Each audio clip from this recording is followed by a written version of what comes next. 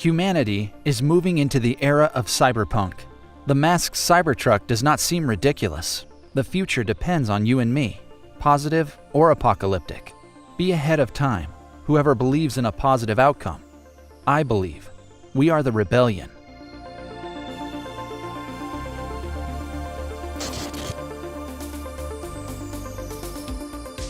My name is Alexander Krivoshea. I'm an engineer, inventor, and product designer.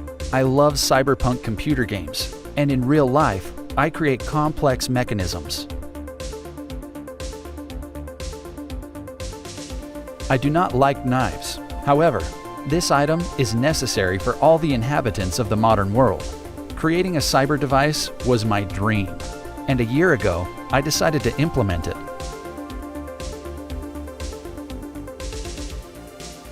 So I've crafted a pocket knife for creative people and for those who don't really like knives, but like the sensation of the new era.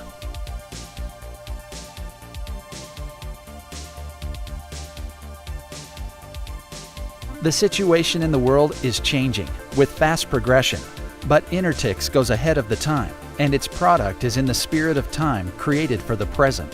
Support us on Kickstarter. Stay safe and creative.